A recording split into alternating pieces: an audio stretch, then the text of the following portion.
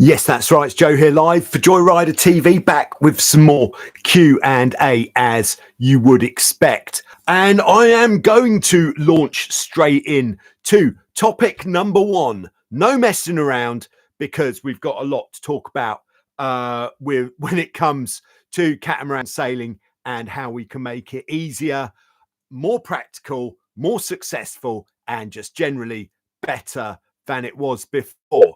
That's the intention. So first topic of discussion is, this is a Hobie 16 one. Don't worry, we won't dwell on this for too long, but one of the biggest questions in the Hobie 16 park is, how can I stop my battens in the jib getting caught on the mast, and more specifically the jib halyard? Yes. Sorry, I could have done this while I was getting ready, but so I've just come in pistols blazing today, just to get this one licked. Okay, so this is our Hobie 16. This is our jib, and as you may or may not know, the jib on a Hobie 16 is just ever so slightly too long in the foot, which means the back edge of the sail just brushes against the mast when you tack or jibe. Well, definitely when you tack, the jib does touch the mast, which means we've got battens in the jib, and the battens can get caught on the mast. Anybody who has sailed a Hobie 16 will have encountered this at some point, and it can be incredibly frustrating. So how can we stop this from happening? Okay, we're going to look at this in two kind of stages. One stage is going to be, first stage will be set up. Second stage will be in the actual crewing technique, how you actually work on the boat. So set up, the first thing, yeah, I've drawn a picture here. Yeah, so if you're wondering what this is the leech of the sail, so the back edge, and this is one of the battens. I think the one that is always most likely to get caught is the second one from the top.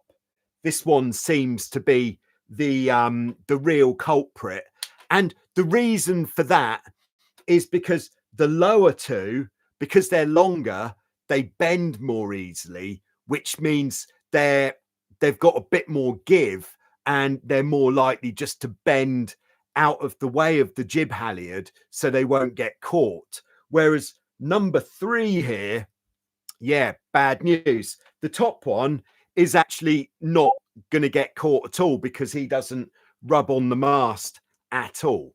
So how can we sort this issue out? First thing is, if there's two different ways that we could have our, well, there's a couple, actually there's more, three different ways that our jib battens could be. This is one, which is, this is actually what I've drawn here, is the, I believe it's called the LE Race Jib Batten cap, which is basically, you've got a hole there. I know it looks like the worm where the Millennium Falcon landed on the asteroid, but no, we've got a hole there where our tie goes through, and then this is actually like a jamming cleat where the rope can just get jammed in there to hold the tension. So whether we've got this method of jib batten, or I'll draw the other one, which would just be basically a hole, and then we've got a hole in the jib batten pocket on either side. First and most important thing is, make sure your jib battens are not too long. Like, I think even when you get a new boat, like the boat that I was sailing with Laura at Hilton Head, I think maybe the jib battens were just a fraction too long, which did mean that they did catch occasionally. And what we, you know, it's a fine line to tread, is shortening jib battens, because you can shorten them, but can you make them longer? No, you can't. So it's definitely a case of, if you think that they are too long, take off less than you think. So what I would do would be, how would I go about doing this? I would measure the distance that we think they're too long by, because what we need is at least a finger between the hole in the jib batten and the hole in the back of the jib batten pocket when the jib batten is under maximum tension. And with these jib battens, especially when you're tensioning them, we really want to put a decent amount of tension in to get that curve into the jib. So get them under tension first, and then see how much you've got sticking out the leech of the sail. So if you can get more than a finger between the hole in the batten and the hole in the batten pocket, then it's worth taking some of that off. So how are we going to do it? We're going to measure how much we want to take off, pull the back. The ideal is if we can then pop off the batten cap, cut it with a hacksaw, put the batten cap back on, then that'll be the quickest and easiest way to do it, because the jib battens are not tapered on a Hobie 16, which means they're just the same all the way along the length. They don't get any thinner as we go towards the luff. So the other way we could do it would be to take the batten out, cut a bit. If this is the front end, cut the amount off this end. But then what we'd need to do is, you'll see if you've got an original jib batten, that front end is slightly shaved inwards, so it fits in the cap at the front much better. Yes. So yeah, cut off the excess from this end, but make sure you don't cut off too much. If in doubt, cut off less. But we definitely don't want to have more sticking out than one finger between the hole and the hole. Then next thing we can do in this kind of setup, which is going to help, is the actual line that you're using to tie the jib battens in. Have this as thin as possible. So if you're using like something even like a 3mm line, you could use something smaller. You could use something like a 1.5mm line, which is a high quality line with a Dyneema core. I know, sounds a bit fancy, but actually when you come down to 1.5mm of line, it's not expensive even for the highest quality one. Yeah, so the thinner line means when, like, especially with this method where you haven't got the jammer, where you have to actually tie it off with a knot, with this method, it means if your rope is thinner, the knot is going to be smaller, which means it's less likely to catch. Okay, so that's two methods at the back edge. Now, Hobie did go through a phase of a different type of jib system, which was like this, where there was Velcro on the inside of the jib batten pocket. The batten was absolutely flush with the leech of the sail, and that didn't get caught very much at all. So that was a really good system. I believe my reasoning for the fact that they're not doing it anymore is because it didn't last very long. It would be like for the boats that are getting used every day at Wild Wind sailing holidays, only the jib batten pockets would need repairing after 6 weeks, because as this is whacking into the mast, it is going downhill. Another thing we can do, which will help, is we've talked about reasons in previous Q&As to move the jib up and down on this adjuster at the front here. If you move the jib lower down on the adjuster at the front, it's going to take the jib slightly further forwards, which means less likely to catch on the jib halyard. Yes. So there's a few things that we can do there in the setup, but in the actual sailing, when you're tacking the boat, if the wind is very light, this is the time when it's most likely that your jib battens are going to catch. So the thing to avoid doing is pulling the jib across to the new side using the jib sheets, because if you try pulling the jib across to the new side using the sheets, what's going to happen is you're actually pulling the jib backwards into the mast, which is pretty much directing the jib battens straight into that area where they're definitely going to catch. So don't pull the jib across by using the sheet. Instead, the thing to do is, all right, you're going for a tack. The boat has gone up into the wind. The jib has backed, wind in the new side. The thing to do for the crew is then to kneel up reasonably tall, physically grab the bottom jib batten, push it forwards, bend it, and bend it across to the other side of the mast. Although this might sound like, oh, that's a bit of a job, the crew doesn't have that much to do.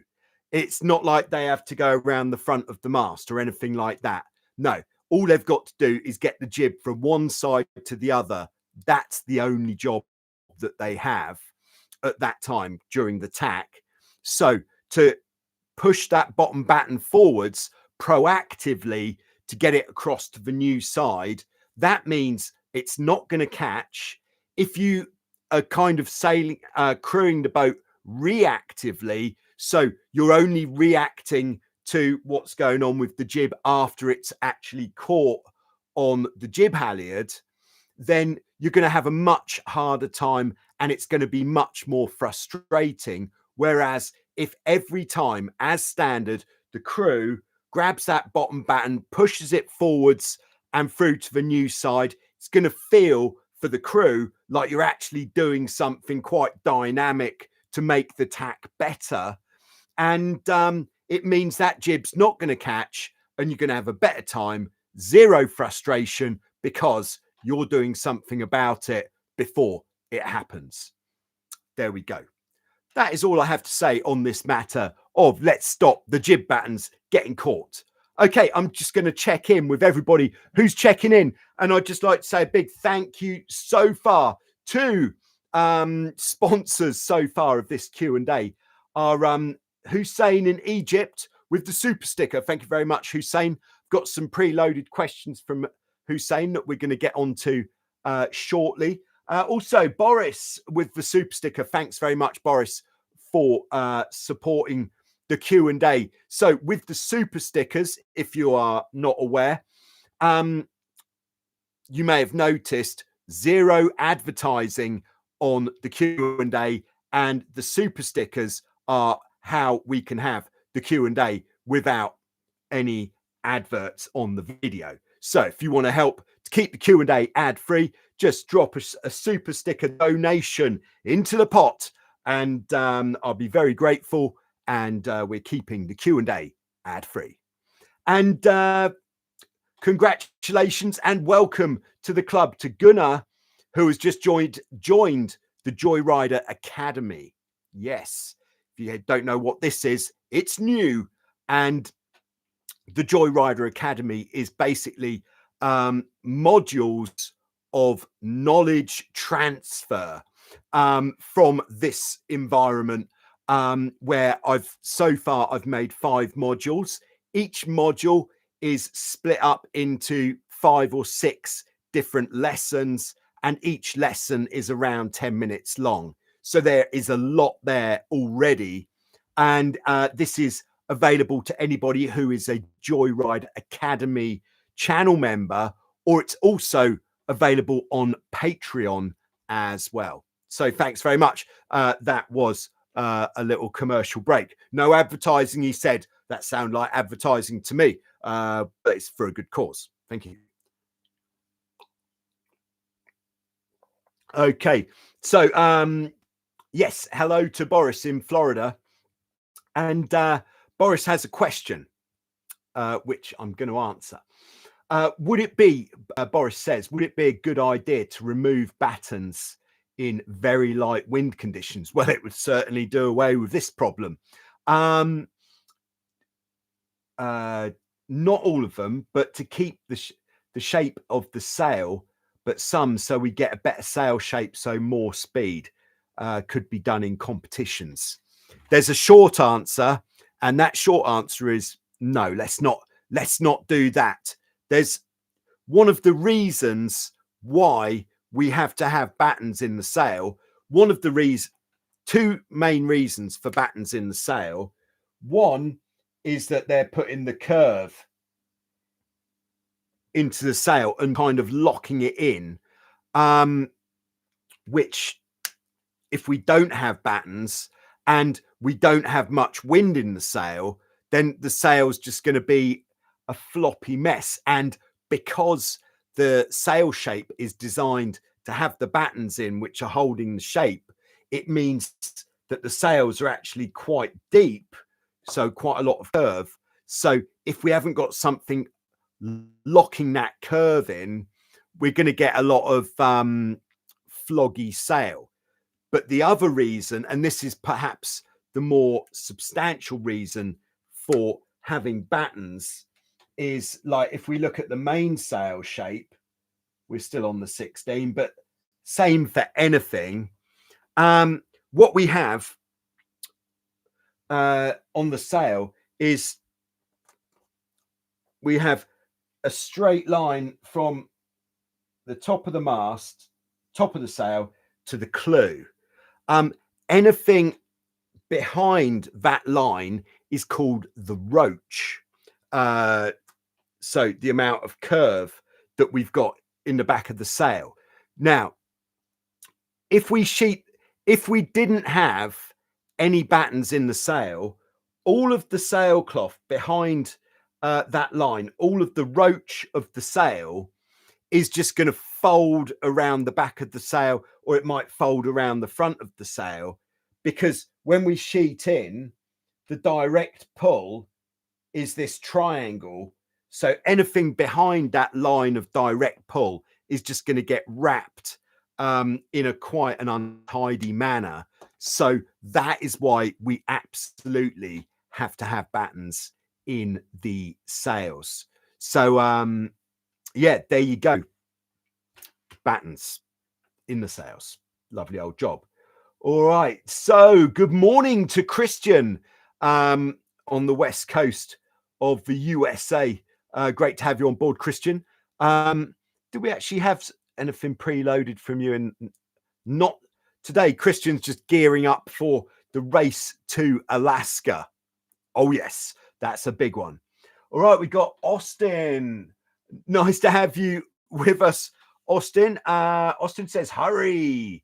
I don't know if that's because I came out with a bit of pace on into the first question, but nice to have you on board, Austin. All right.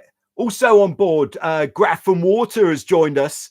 That is, I actually used to work there back in the 90s in the UK. large reservoir near to the city of Cambridge. Yeah, Stephen's with us. Here we are, indeed. All right. BRB 549. I love the Star Wars reference. Yes, I'm glad that that there's other people here who are into it as well. All right. So we got our RJ Fleet is on board in frozen Southwest Minnesota, USA. Dave's with us. Hello, Dave. All right.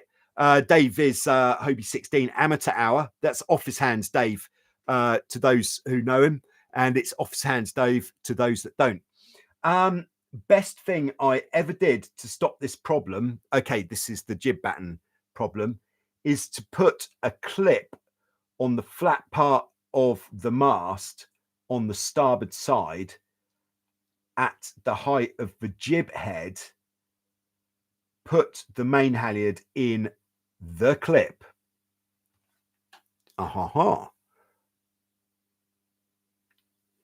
Yeah, I think I get you. Yeah, I don't think that because what we do as standard with the main halyard these days, what I do as standard and what we do at Wildwind with the main halyard is we put the main halyard behind the trapeze wires and the shrouds, which takes it a little bit further back. So I think it's more the jib halyard, which is the one that that requires some sort of cure, I think. But I'll certainly have a look at that. Maybe if you could send us a picture, Dave, that would be amazing. I know you can't do that in the live chat. All right. Stephen says, I have pushed 2026 Vasiliki from June to September. Not sure my shiny new knee will be ready in June. ACL reconstruction takes a long time to recover. All right. Yeah. Well, you're definitely doing the right thing to give it, if in doubt, I think this is what they say. If in doubt, give it more time, because catamaran sailing is hard on the knees. Yes, it is. All right. We got Ryan on board. Good morning, Ryan. Ryan in Hawaii. No winter here. Headed out in a few to fly the hull. Oh, yes. Okay. Very nice. I'm sure there's plenty of people who are ever so slightly jealous of that. All right. Nice. So, yeah, good stuff. All right. Dave says, Stephen, make sure you're in Vasiliki for the third Thursday in September, Ionian Regatta Week. Yes. Okay. Very nice. All right. Oh gosh, I might not be there, Dave. Sorry to just drop that bombshell just there. All right, NSC Viper 16 channel member. Oh, it's Pete from Newquay. All right, Pete, how are you doing? Yes, that would be Pete, who was in one of the greatest videos of the summer from Vasiliki Lefkas, Greece, where we did, I don't think we did around the rock race together, but we certainly went out absolutely sending it, trying to go out as fast as possible. All right, Office Hands Dave says, I also have a jib halyard clip. Yeah, I'd really like to see pictures of this, what you've come up with there, Dave. All right, Paul from Canada. Nice to have you with us, Paul. If we are talking jibs, on my C2, Formula 18, the jib foot gets loose after a while, but there is nothing with, there is nothing with the lines of downhaul cam cleat. Could there be something wrong with the rig? Yeah, why would your foot go loose? That is strange, because what you should have going on would be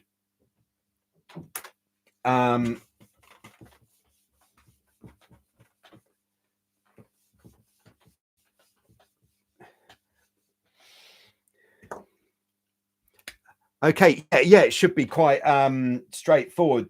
There's the bridle wires, there's the front edge, the luff of the jib, and just where the bridle wires meet, there is kind of like a ring type fitting that goes forwards through the chain plate, kind of like mast rake adjustment point there. And then the tack of your jib should go shackle onto that ring there. There's the boat, by the way, and there is the mast.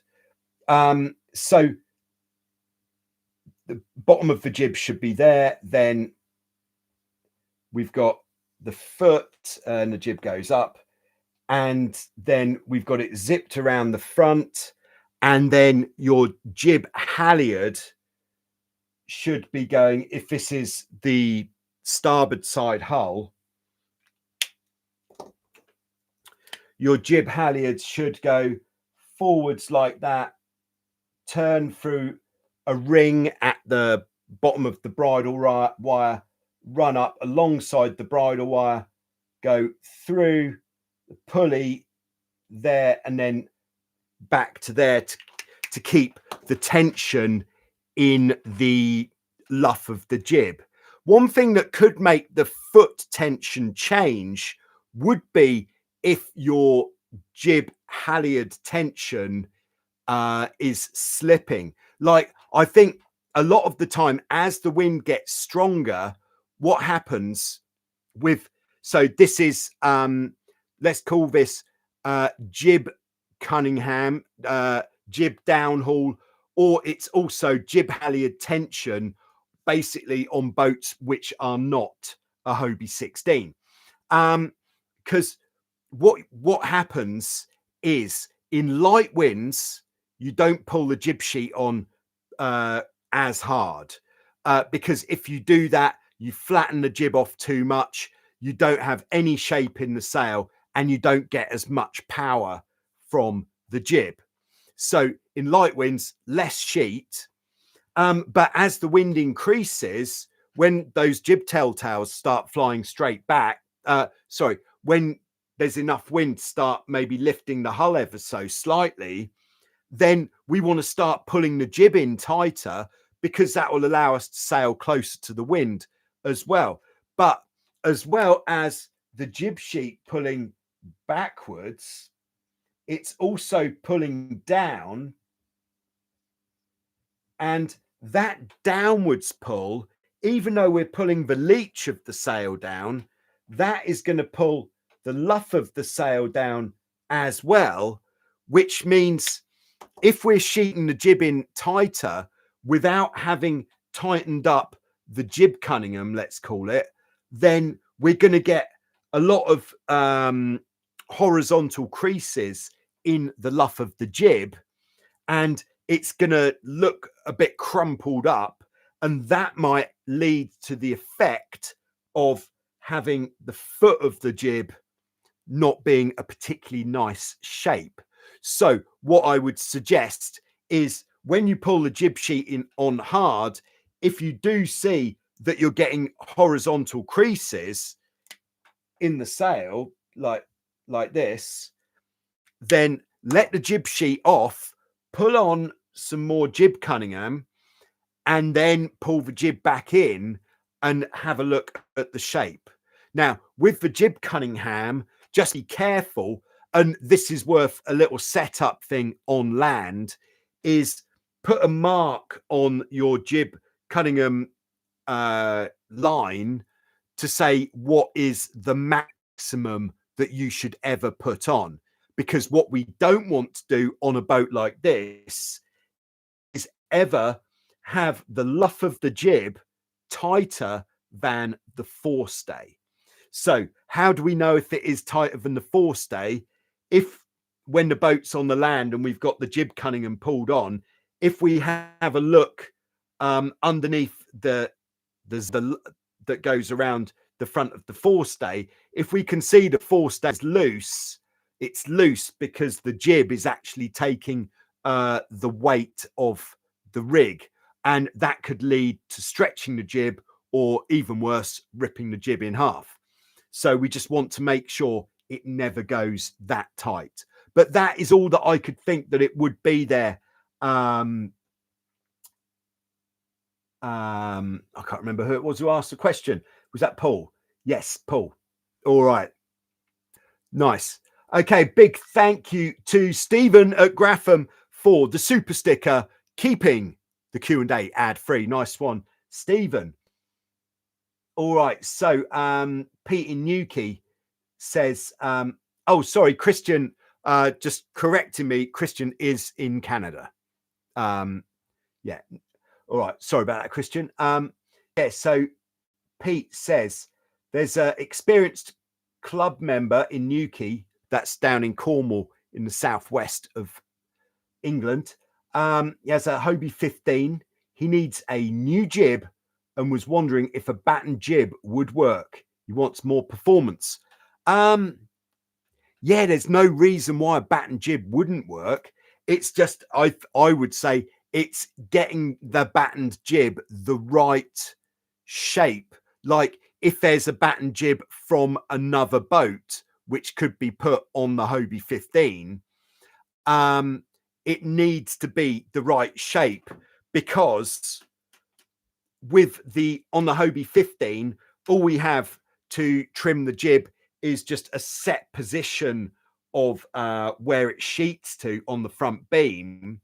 So we need the jib to be, you know, really it would have to be a pretty similar size to the standard one, unless we were going to do something pretty radical, like put some sort of sheeting system like on the Hobie 14 Turbo, where it's actually set in the trampoline, the actual jib sheeting angle there.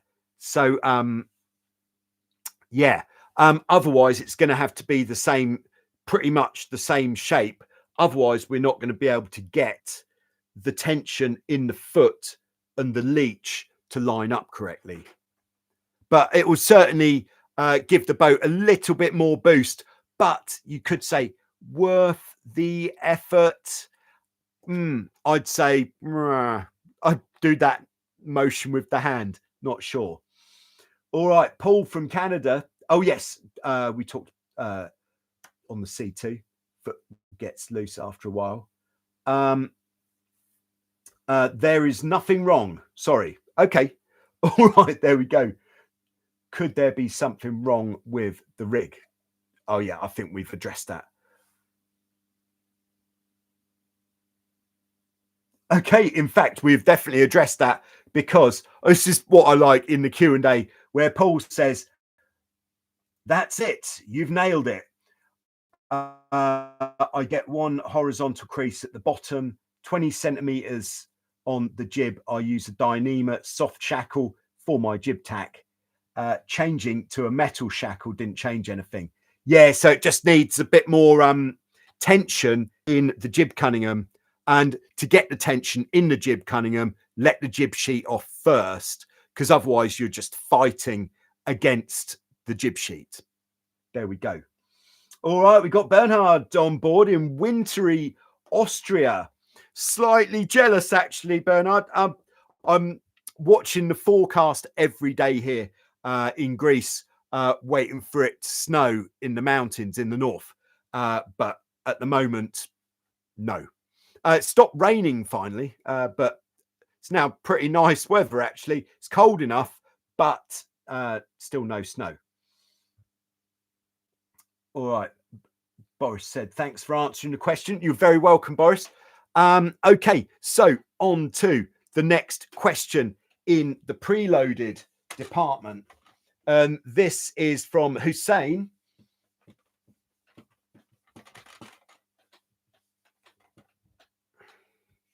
Who says, all right, so question, the Hove-to position.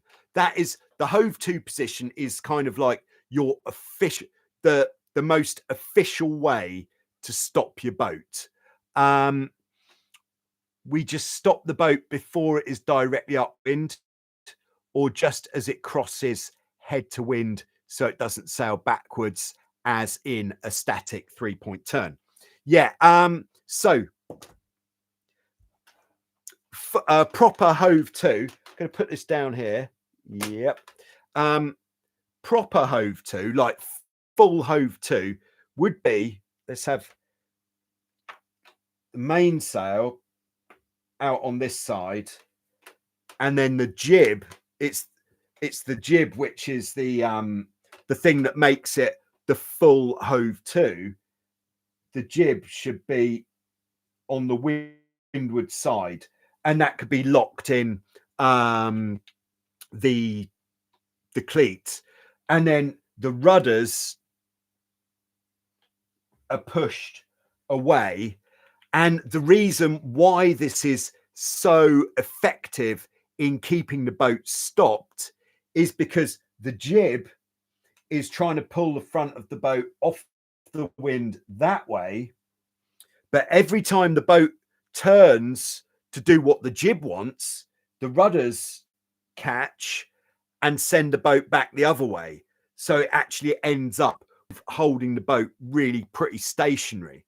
I'll talk about how we get into it in a second, but also with the Hove-to, with the mainsail, if it's windy and you want to sit there with the boat pretty much parked nicely, if it's going to be for any amount of time, what I would do is let the downhaul off and have the traveller and the main sheet pretty loose. So it's just the jib against the rudders. You could have a little bit in the main sheet, but certainly with the traveller loose. If it's less wind, or if perhaps you're using the Hove-to position before the start of a race, then keep the downhaul on. But basically, the more you have the traveller out, the easier it's going to be to get the boat moving, because when we're parked, let's call it, when we're parked, if we've got the traveller out, the boat is going to sit further away from the wind, like naturally. So if we assume, if we kind of get the vibe that what the wind is trying to do with the mainsail is it's trying to blow straight down either side of the mainsail. This is part of this kind of weather vaning, what do you call it, thing, weather effect, weather vaning effect. So if the traveller is out, the boat is going to sit more off the wind, whereas if the traveller is in, the wind is going to want to have the boat round here. So it's going to be more likely to sit closer to the wind. So if we want the boat to be as easy as possible to get going, having the traveller out means the boat is going to be further away from the wind, still stopped. And then all we need to do to get the boat moving, because we're already like 45 degrees off the wind here, is straighten up with the rudders, and then we'll be off immediately.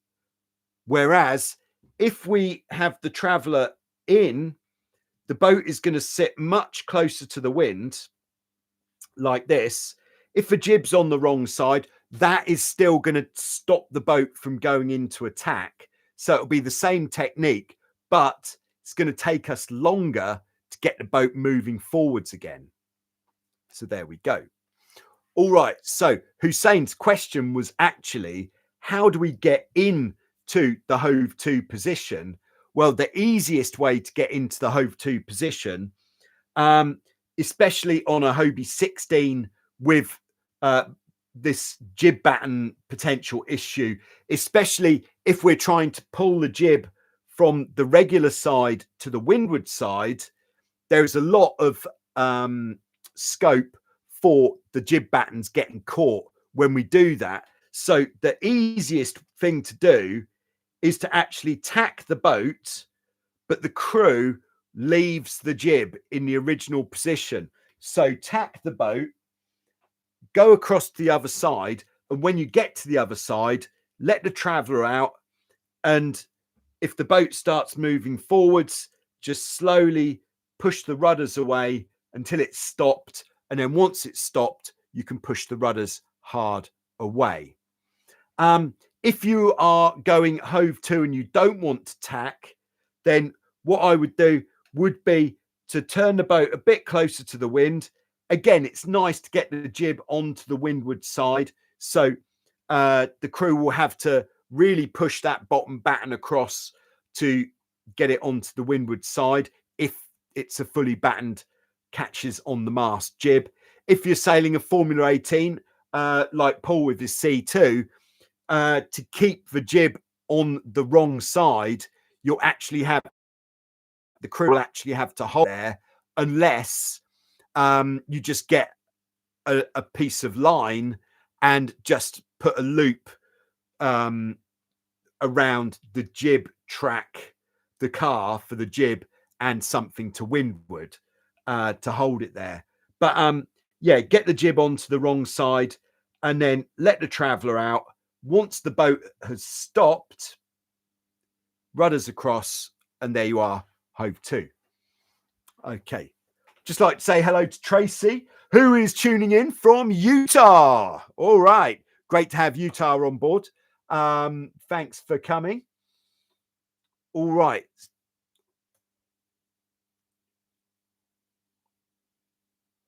All right. NSC Viper says, thanks for the advice. I'll pass on the hand gesture. Yeah, I'm not sure what that. Oh, this hand gesture. All right. Yeah, gotcha. All right. Nice. All right. Thanks, Hussein. Glad that that one hit the spot. Okay. So Hussein's in with another preloaded question. This is a good one as well. I like this one. And not that I don't like all the questions, of course, but so can we use this one? Yeah, I think so. So Hussein's other question was, when sailing solo, what is the best time to move across to the new side of the boat when you're tacking? All right. Yeah, it really does depend on the wind strength. So if the wind is super light, like really, really light, then I would be inclined to stay in your original position, like here. Certainly until, all right, it's not going quite so well. In fact, let's change down. Stay in your original position until you're head to wind, the jib backs, and then the long. I think you should, when the boat is going through the tack, you should get a kind of feeling of, like, if I stay here, does it feel like the boat is going to capsize? Which could be either sideways or backwards. So if you're getting the feeling that if I stay here, there's a chance that the boat is going to capsize, then that means the earliest that we want to cross the boat is at, let's call it action time. So during attack, action time is the moment when the wind comes into the new side of the jib, because that is the time when the boat is truly head to wind. So what do we do at action time? At action time, the main thing that we need to do is release the main sheet.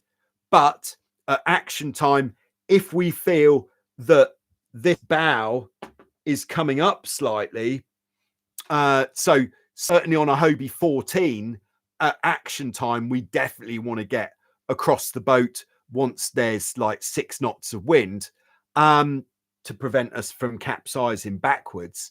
But yeah, so if we feel that that bow is lifting, then get across the boat at that time. However, if we feel that if the wind is really light, like when I was in Egypt this time last year, in fact, then stay in your original position for a bit longer, because the nice thing about staying in that original position is on the original windward side is you've gone head to wind, jib has backed, you've released the main sheet, you can then grab hold of the boom, pull it towards you so that it's like that far away from your face. And then once it's there, you should really feel the boat start to turn a lot quicker onto the new side. And then what's nice about that is it means that you are, when you're moving across the boat, you're moving from this really small space, which you're probably quite keen to get out of. All you have to do is duck your head the other side of the boom, and then you've got this expanse of unobstructed trampoline on the new side of the boat. So much easier moving across the boat by leaving it a little bit later. But like I said, if it feels a bit like that of about the new windward bow is starting to lift a little bit, then move across the boat a bit earlier. There we go. Was all right. And then where do you sit once you go to the new side? Yeah, I would go to, as soon as you're on the new side, your initial position should be, I would say, just behind the shroud. That's a good position to go to initially. Look forwards, get the boat going, and then you can adjust where you sit on the boat so that the boat is perfectly flat in those conditions. There we go. Nice. Okay, so back to the live chat. Okay, Boris says, be careful of what questions you like better. The others might get jealous. Yes, exactly. All right, Stephen says, owing to my ACL issue, I've been roll tacking the Hobie 16. Noticed it helps with pulling the boom towards you. Definitely on the before. Yes, absolutely. Yeah, definitely. This in light winds, especially, if you want to never fail another tack, then I'd say the first action time when the jib backs or when you head to wind, main sheet off, grab the boom, pull it towards you, and just keep the angle on your rudders consistent. Very important. Okay, by the way, we talk about this in the new Joyrider Academy classroom series, available to channel members and on Patreon. Everybody is invited. Thank you very much. Yeah, probably a lot of good stuff there already. In the Joyrider classroom, I believe there would be over 250 minutes of high quality instruction already, and another 50 minutes. Those 50 minutes are usually ending up being a bit more like 60. So another module is going out every week up until April. So there we go. All right. So jumping back in. This is, yeah, I'm not going to say I was looking forward to this question. Get in trouble. People are going to get jealous. But so I think it was 2 weeks ago, we spoke about Marcus with his FX1 with the self-tacking jib track and the difficulty it creates with the spinnaker halyard, with an all-in-one spinnaker halyard system. So I'm just going to very quickly draw this on. So we've got, this is the tack line that goes to, as you might expect, the tack of the spinnaker. There we go. That's the spinnaker chute there. So that's the tack line. Then we've got a double block there. And then using some colours, I think that's nice. And then one part of the line from the double block goes, originally it would go to a block on the bowsprit and then up the mast, where it would go through a block at the top of the mast down to the head of the spinnaker. And then the other end of that line just goes through a cleat on the front beam. So that is the line that we pull to hoist the spinnaker. All right. So the difficulty that Marcus has, and I don't believe Marcus would be alone here, is that about the right size? Marcus has got a self-tacking jib on there. So the jib is on a track, which means if the spinnaker halyard goes to the block which was originally used on the bowsprit, the jib isn't going to be allowed to go to the other side when you tack or jibe. So how can we get around this issue? All right, just give us 20 seconds. Going to draw a quick boat here. It's going to be a really good one. It's going to be well worth it. Here we go. See, from doing the classroom videos, I've been getting more efficient in the drawings. That's what I'd like to think. So what I think could be a good solution here, and the problem, part of the problem that we have, all right, if this is looking from the front, and then we've got the self-tacking jib track that is kind of, that's a bit of an exaggeration, but the problem is that there's not actually enough space between the front beam and the self-tacking jib track. So what I think could work well, the jib track is curved, so as we move away from the mast, we get more space. So what I think could work could be to have, like here, a flat mount block. That is a block that, hold on. If mounts like that. So the what rope is that? That's the spinnaker halyard. Spinnaker halyard goes through the block, and the block just makes it turn through 90 degrees. So the flat mount block would actually be bolted onto the top of the front beam, and it's just there to basically get that line to turn the corner. So this line would turn the corner round here, and then near to the mast, we can then have a block like this, just a regular block, which is kind of sitting up, and then the halyard can go up the mast from there.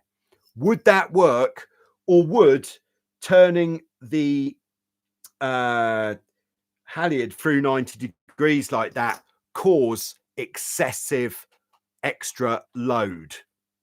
Answers in the comments or in the live chat. But that is the solution that I've come up with at this time. Thank you very much. Okay.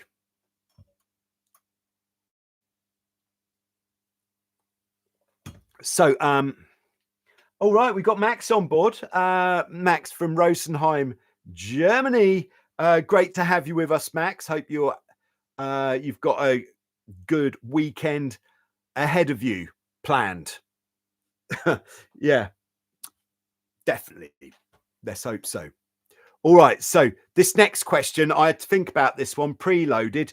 This is from Yeet Master, who is 14 years old, and he's sailing an F18, the Nacra Infusion, and he asks, I'm sorry, I assume he's a he, because the analytics say something like 95% of the subscribers on Joyrider TV are male. I don't know why that is, but okay. So Yeet Master says, well, he actually says, any tips to get used to the boat? Now, I was thinking about this. What would be the best advice here? I would say you could treat it like a lot of sports, or pretty much any boat, is if you really want to kind of get used to the boat in the shortest period of time. And I'm kind of I would guess that Yeet Master maybe is in Australia. If Yeet Master, if you see this, either put it in the live chat or the comments, let me know if I'm right. But what I would try to do is get out as often as I can on days when you've got some sort of heat driven wind effect, like a sea breeze or something. So the best possible scenario for getting used to anything, and this is actually how I learned to kite surf, is by going out on a day when it's just not quite windy enough to get it going, but the wind is slowly increasing throughout the day. So you'll start off going, oh, I want a bit more wind, just really trying to crank it up. Then the wind comes up a bit more, so you're able to get it going a bit nicer. And then as you go through the day, your experience is going up at the same rate as the wind picking up. Now, great place for doing this. I know it's not in everybody's backyard, but would be in Langebaan, South Africa, about 100 kilometers to the north of Cape Town. This is actually where I learned to kite surf, and it works there perfectly with the wind picking up like that most days. Very nice. But that would be number one to getting used to the boat. Go out in light winds, but where it is due to increase. When getting, like I've said before, when getting used to any type of boat, don't go out in very strong wind if you're not used to it yet, because you can very easily lose your confidence on the boat. And once you've lost your confidence, it's very difficult to get it back. So just be wary if the wind is really strong.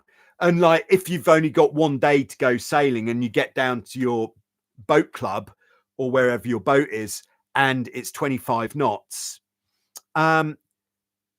maybe, if it's a sailing club, maybe there's experienced sailors around, and you could say, I was going to go sailing, but I think it's too windy for me to take my boat. Is there any chance I could come out for a sail with you?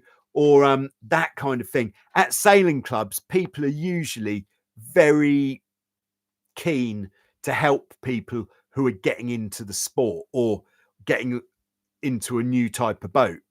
The other thing that I would do to really get used to the boat is to go out, whenever you go out sailing, go out with purpose.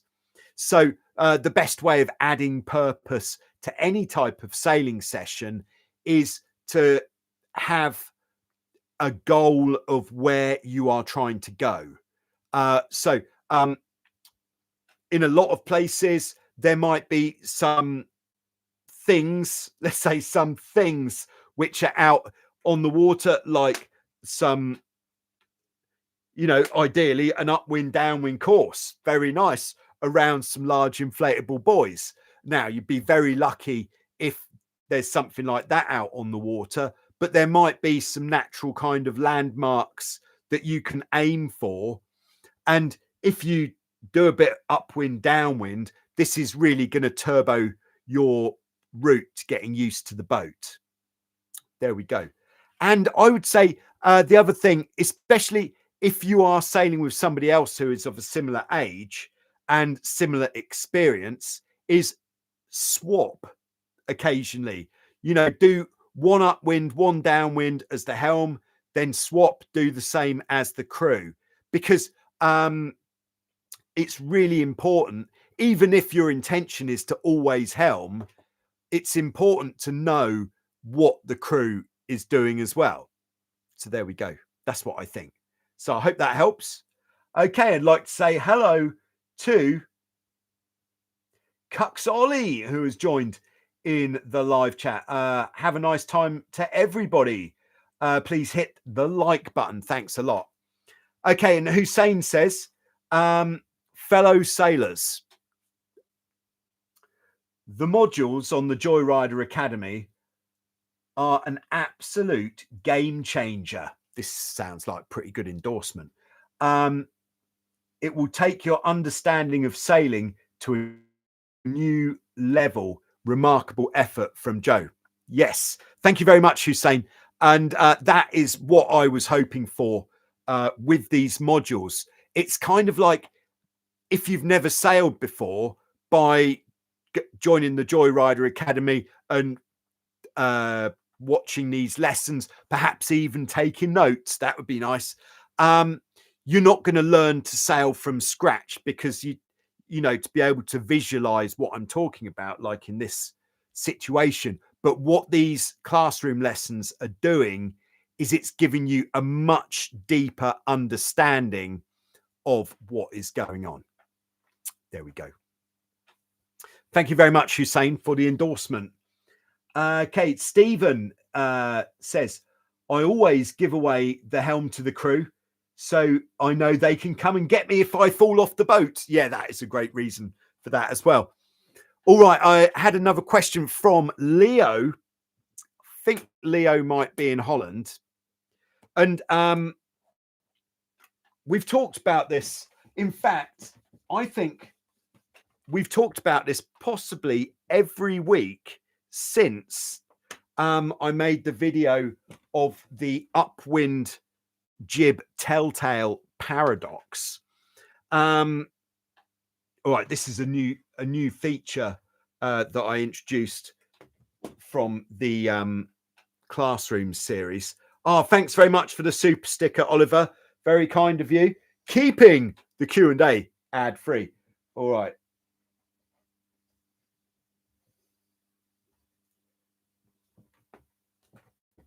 All right, just bear with me a second. This is definitely going to be worth it.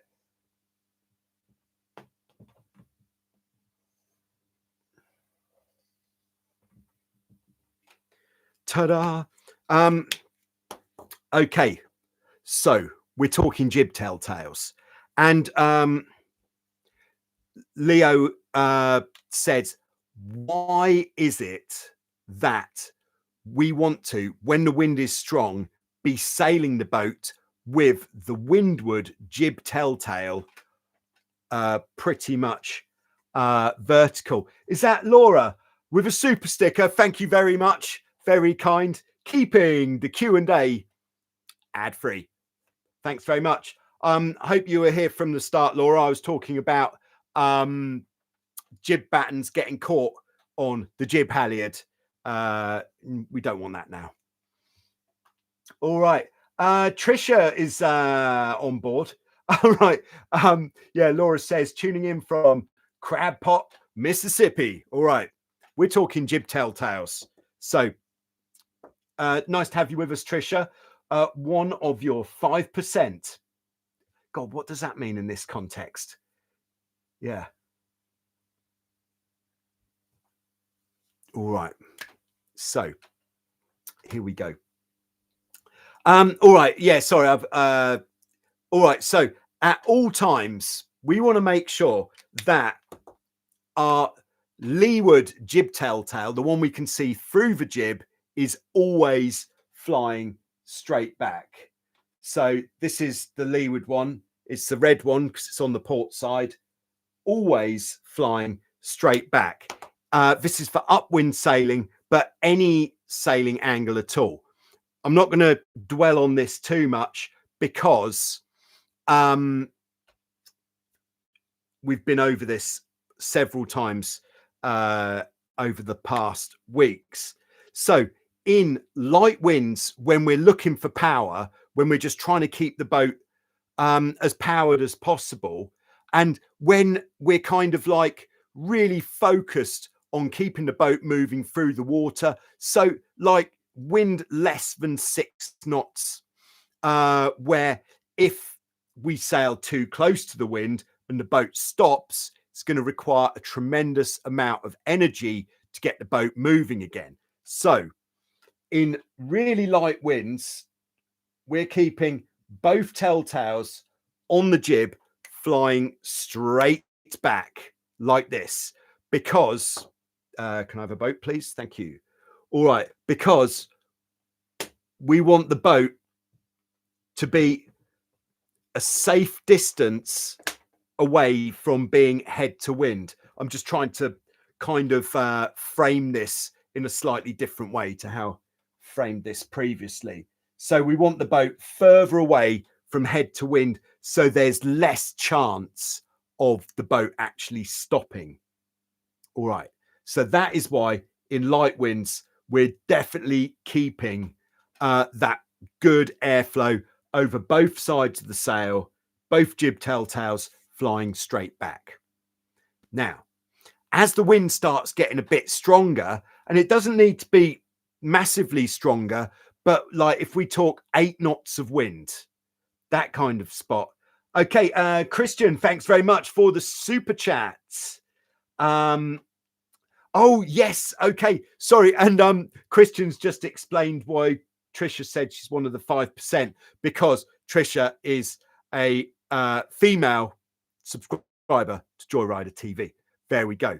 As would Laura B as well. So we've got quite a high percentage of that 5% on board. All right. So as the wind gets stronger, 8 knots, we're talking here 8 knots to, I don't know, 8 to 14 knots. Then, because the boat's going faster through the water, it means we're getting more induced wind, the wind that we create by moving forwards, which means we can sail the boat closer to the wind because we've got the maneuverability, because we're sailing faster. And as we know, as we sail faster, the rudders start working better because they work better by having a more flow of water going around them. The faster we go, the more responsive the rudders become. There we are. Sounds obvious. Yeah, so we can sail a bit closer to the wind as we start going faster. So what does that mean for our telltales? Inside telltale will start lifting. Now, if the reason for Leo's question was, why is it that the telltale, okay, we get that we're going to sail closer to the wind, but why is it that the telltale goes upwards? That would be something to do with science. Why doesn't it go down? Yeah, I bet if we actually looked at it on a boat, it would be quite obvious. That would be my guess, maybe. All right, so yeah, more wind, we can sail closer. And then in more, so this is even more wind, we can sail even closer, because again, the rudders are more responsive. We're less likely to stall the boat by sailing too close to the wind. We also need to sail close to the wind to take care of the power that we have on the boat. The closer we sail to the wind, the less power we're going to have. But when we're sailing that close, that windward telltale is actually going to fly straight up. And there we are. That is a different way of looking at it to the ways that we've described it in the previous weeks. I hope that helps just clarify that a little bit more. All right, Tracy says, great information. Thank you very much. All right, we've got Isabel on board as well. Isabel says, I think she refers to the percentage of women attending the sailing classes. Yes. All right. Thank you very much. And great to have you on board, Isabel. Tracy says, great information. I said that. We've got Hans on board in Germany. Greetings. All right. Tracy says, disclaimer, I've never sailed a Hobie. I race an Ultimate 20. I would like to learn to sail a Hobie. Well, I don't know if you said already, Tracy, where you are. Oh, you're in Utah, aren't you? If you're in Utah, you need to get to Rockport Reservoir, probably not this time of year. And there is some really, really good guys sailing on the Rockport Reservoir, like so friendly, so enthusiastic, and they would definitely be the people to speak to. In fact, I believe, go full Utah, says Laura. Yeah, I woke up this morning. I chose Hobie cat sailing. Yeah, exactly. I think that Zach, who is definitely one of the main people, well, as far as I'm concerned, at the Rockport Reservoir, who's sailing Hobies, he's just set up a Utah catamaran sailing Facebook group, which is like one of these groups which is open for anybody to join. So I would check that out. Oh, Zach races with you. Okay, there we are then. Okay, we're almost ready to go. I'm coming to Utah at some point. Hopefully, I'm going to come to Utah in the summer next year because I want to experience what it's all about. Okay, anyway, one more preloaded question left. And this one comes from Matt, who says, and I have actually prepared for this. I've got some props. I know there's a technique to pin the tiller between your shoulder and your elbow so that you can grab the main sheet with two hands. But I have trouble being able to confidently steer with the tiller pinned like that in high wind conditions. I know some of the issue is I need to tune my rudders. Yes, if your rudders are bad, everything else gets so much harder. So definitely put a little bit of time into making sure that your rudders are good. And then, all right, you're not going to believe what I've got here. This is a brand new Malcheski Composites tiller extension. Look at the weave. Oh, yeah. Telescopic as well. All right, so let's just see if I can simulate a sailing boat. So, yeah. All right. So, yeah, we're going this way, by the way. Okay. And I've got some 9mm XL, what's it called? XL taper from Marlow ropes used. So this is simulating the main sheet. So what Matt is talking about is, okay, and in my coaching experience, one of the first things that I talk to everybody that I'm teaching is how to sit on the how to sit on the boat, how to position the tiller extension, and how to do exactly what I'm about to demonstrate here. Because a lot of people like to sit with the tiller extension down low, steering like this. But by doing that, you're really missing out on that third hand that you didn't know that you had. And so by having a tiller extension on your back shoulder, and you might not be used to it immediately. So if you have to get used to anything, and this is actually the answer to Matt's question, I just thought I'd do it like this because it's more fun, is do it in less wind to get used to it a lot, and then build up the amount of wind that you're doing this in. But then if we've got the main sheet in the front hand and we want to pull in a lot of main sheet, I've seen quite a lot of this. By the way, I just got a new tooth today, implant. Thank you very much. Yes, it's done. Now I can eat back to my full potential. So what are we trying to say? Getting the third hand. Don't use the teeth on the main sheet ever. So if you put your arm over the top of the tiller extension, you can apply some downward pressure. So this is pushing down. That is pushing down onto the shoulder, which means we can steer by leaning forwards and backwards, and we've gained a hand. Look at that.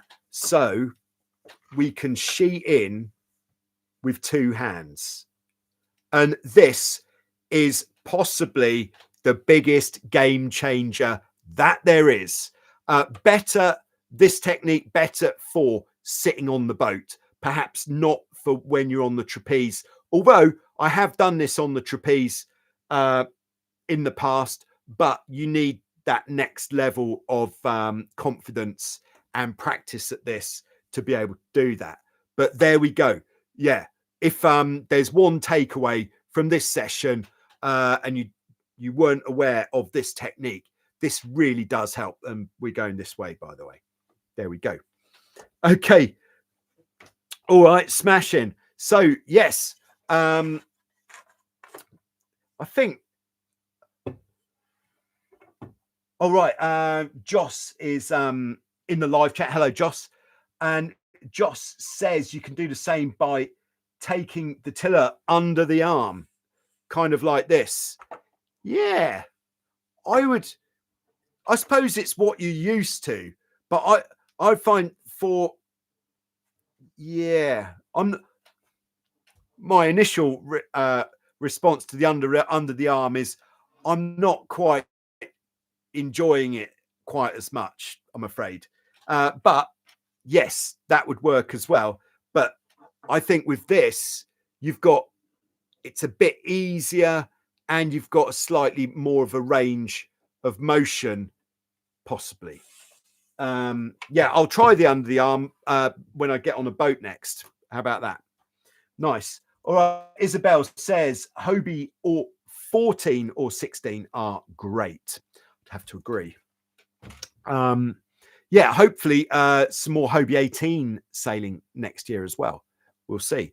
Definitely, if I'm coming to Utah, I'm going to be tracking down a Hobie 18 because that is what I want to do.